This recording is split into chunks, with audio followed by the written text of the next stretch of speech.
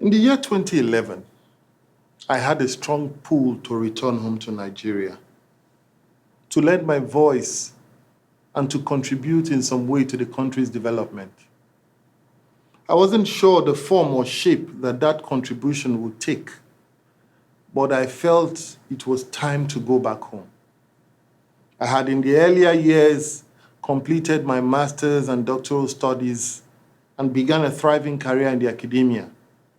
I was on a journey to become a professor. That was all I always wanted to be, and I was on that journey. However, in 2011, I began to have a rethink, some deep soul searching.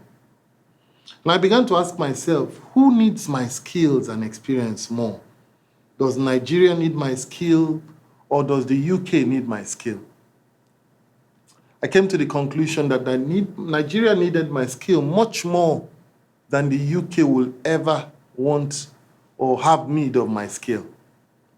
At least I could be in Nigeria, I could teach in the university, or I could be a researcher on social issues. So I discussed this with my wife and a few friends of mine. While I had the staunch support of my wife, because in any case, she never really fancied the cold weather in the UK. My friends advised that I reconsidered my decision. Things are not looking too good at home at the moment, they said to me. Notwithstanding, I had decided that it was time for me to move, as I thought that there would never be a perfect time to move than now. All I needed to do was to apply myself and my skills to whatever task I find myself in doing, and just make that little contribution towards harnessing a better Nigeria. As God would have it, an opportunity presented itself. It was at the company called NOI Polls, an opinion polling company founded by Nigeria's former finance minister, Dr. Ngozi Okonjo-Iweala. Voila! An opportunity for me to apply my skills as a teacher and as a researcher. And perhaps an opportunity to interact with one of the most intelligent or brightest minds in the world. So I thought. So I grabbed the opportunity with both hands. When it was time for me to return back to the country had been on a standstill. It was the Occupy Nigeria protest sparked off by the removal of fuel subsidy by the federal government at the time. My friends called again. Bell, can you see what we are talking about? This is exactly it. Things are not right at the moment to go back home. I said, no worries, guys. My mind is already made up and I'm moving. At least if I'm in the part of the protest, I could even be conducting some survey amongst the protesters. So it was Nigeria, here I come. But leaving my family in the UK so that I could settle in Nigeria and they could join me much later in the year. So I served the company for almost 7 years from the point I returned till I joined Africa Polling Institute in 2019.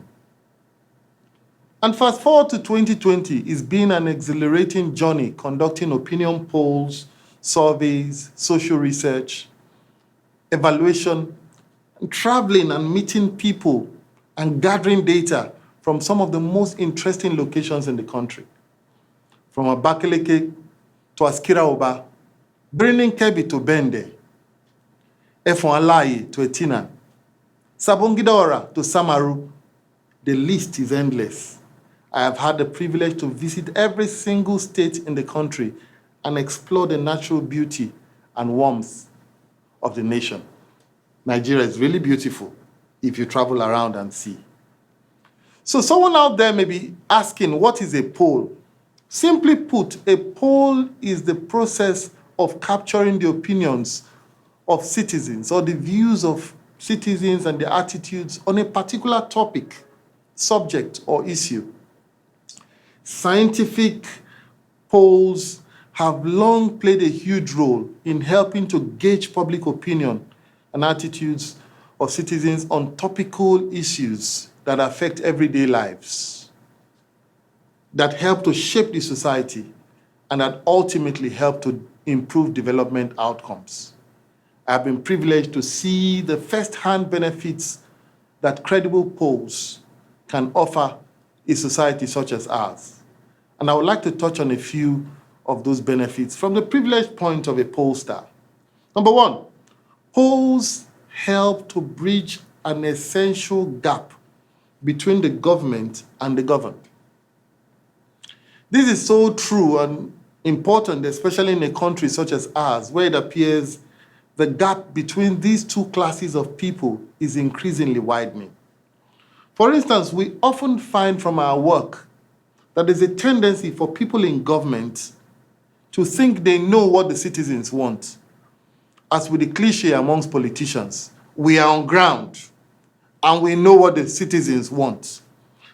Nothing can be farther from the truth. No government can claim to know what the people want without conducting some form of opinion poll, survey, to scientifically elicit public opinion on needs, expectations, and aspirations of citizens. This is why we have critical decisions in our society today being made on intuition, mere hunches, guesswork, conjecture, and if I may add, iberiberism. So we see that polls can help bridge this gap between these two important classes of people in the society. Number two, polls can help promote social inclusion. As I often say, for governance to be effective, it has to be participatory. Opinion polls serve as a vital tool for the promotion of citizens' participation in governance and to enable citizens' voices to be heard, especially citizens who otherwise will never have their voices heard or will never have access to the media. It is often said that after every election cycle in Nigeria, at the federal, state, or local government levels, citizens go back to their homes without engaging their leaders any further until another election cycle comes. It is therefore not surprising that there is a disconnect between citizens and the government. And this disconnect has resulted into a seeming neglect of the wishes and aspirations of the people as the government begins to roll out its programs and policies. So opinion polls can help promote that synergy that gives citizens an opportunity to be included in governance and decision-making process. Number three, polls can distinguish between fact and fiction in governance.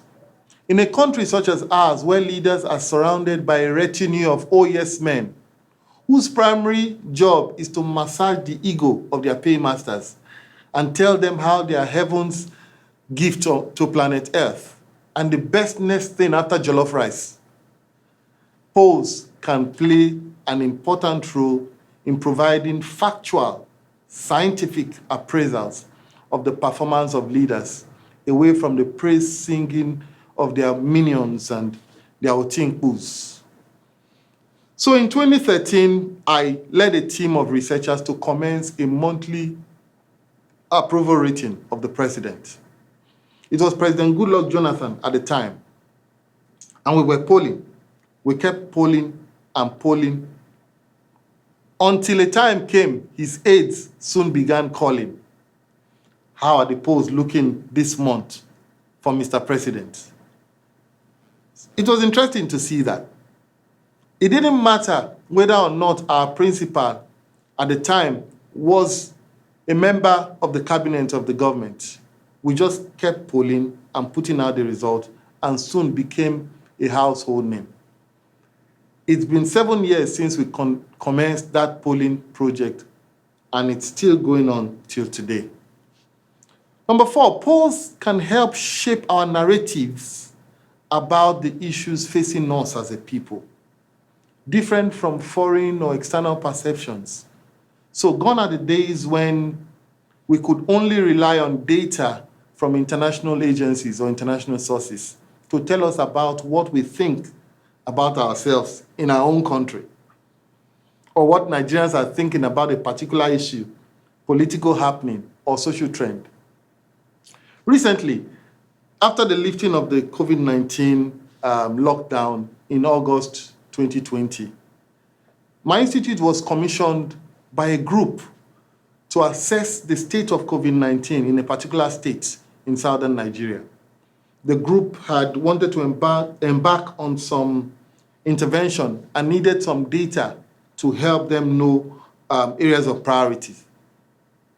Prior to commissioning us, they had invested some money in purchasing ventilators because from Western media, all they saw was that ventilators are important, and they had bought some ventilators.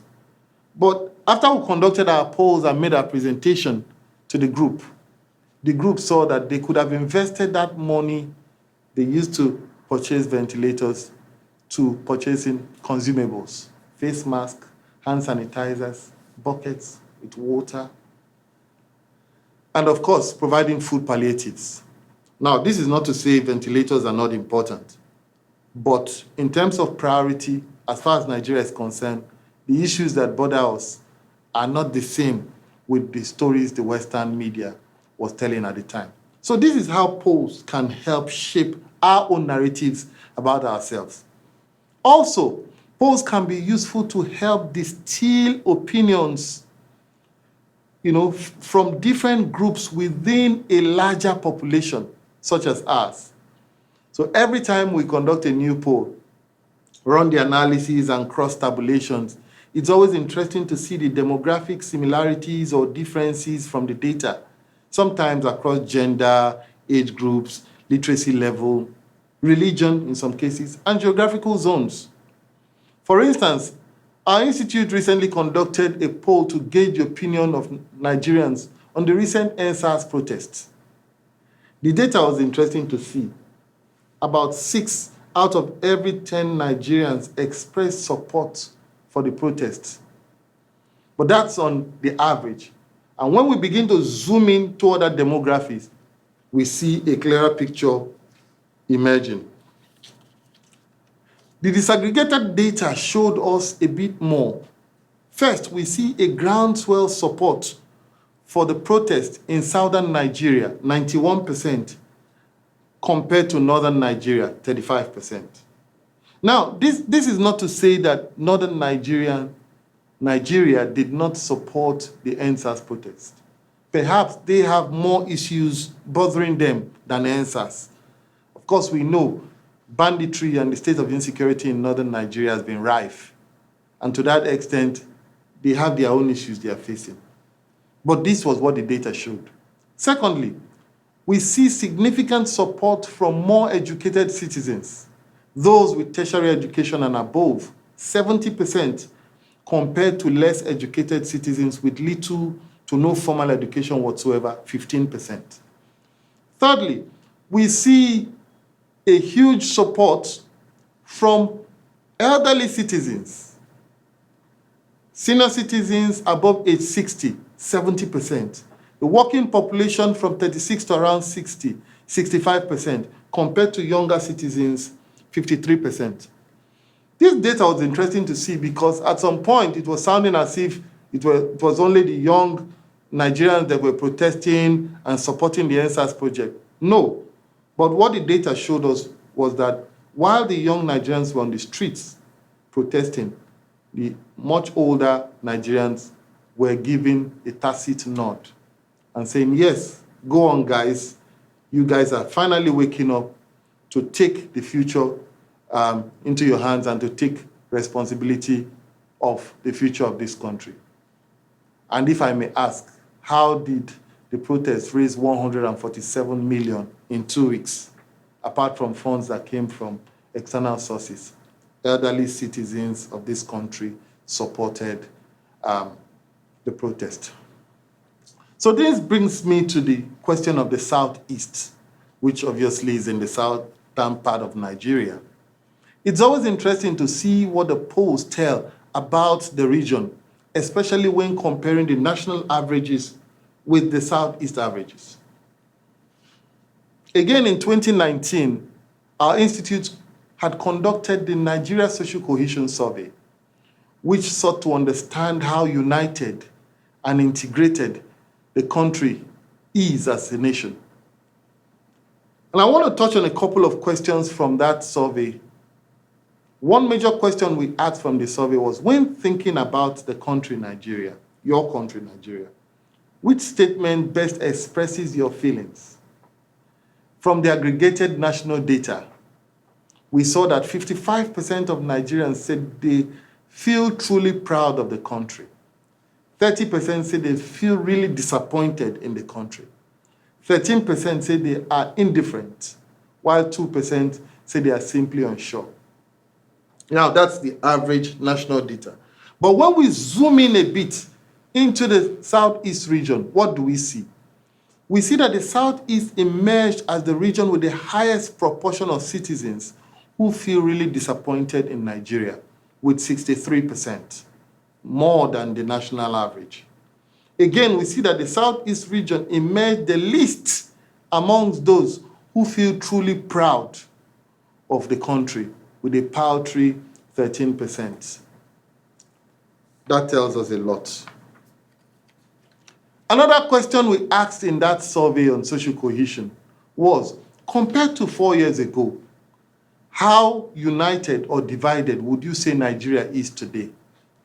The data from that survey showed that 45% of Nigerians were of the opinion that the country was much more divided today than it was 4 years ago, as against 26% that thought the country was more united, and 29% that thought the country remained the same.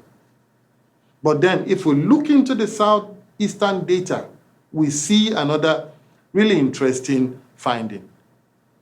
The Southeast region emerged as the region with the highest proportion of citizens who were of the opinion that the country was much more divided today than it was 4 years ago, with a whopping 70%. That speaks volumes.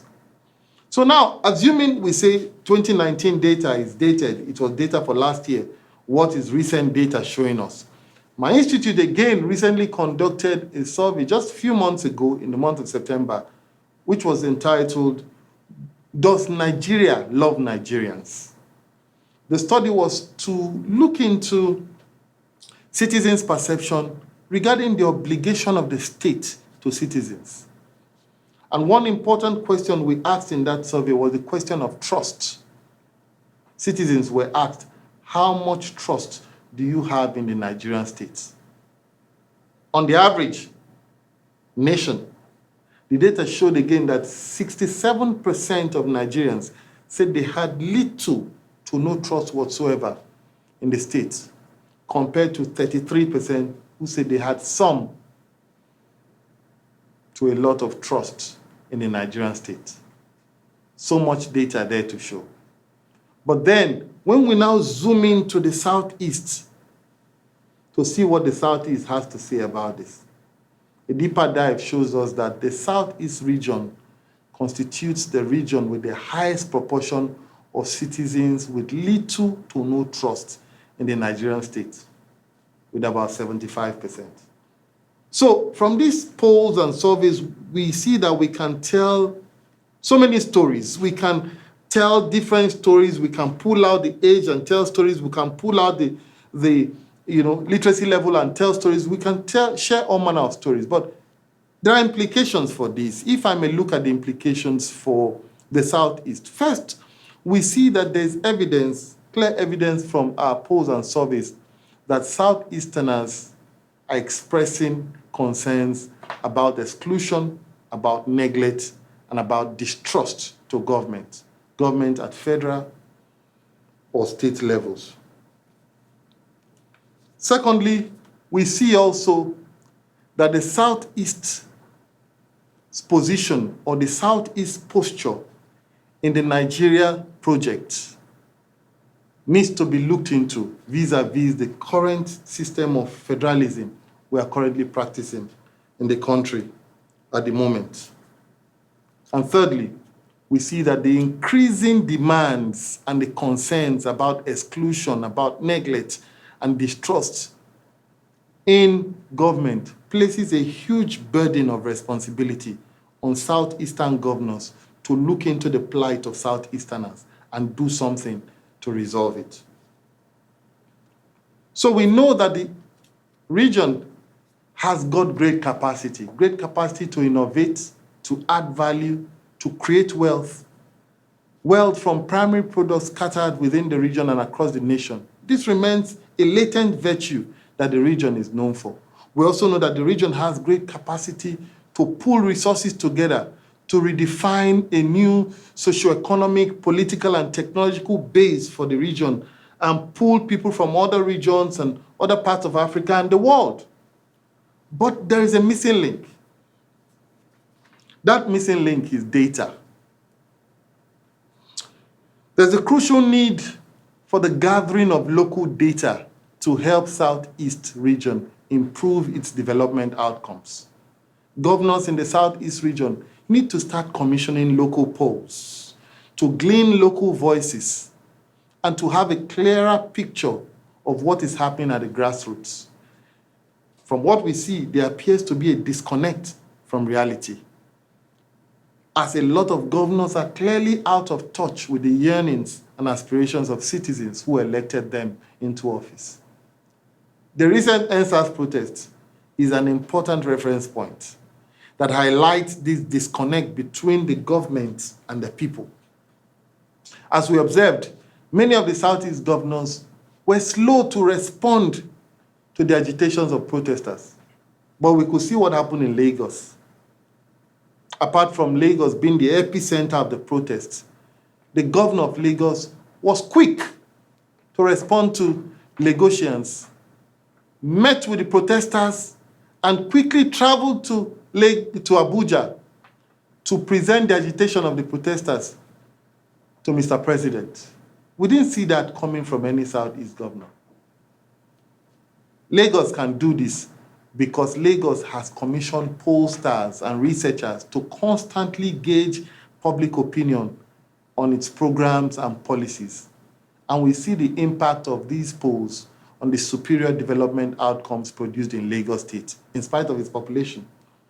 Finally, polls can serve as a great feedback mechanism to the governors of the Southeast region, and of course, the entire 36 state governors, to assess the impact of their efforts in various sectors of development, and to measure the performance of commissioners, of advisors, of local government chairmen, amongst others. I make bold to say that we may never get development right in the Southeast or any part of Nigeria until we begin to prioritize the gathering of data at state level, at local government level, and at communities. Thank you.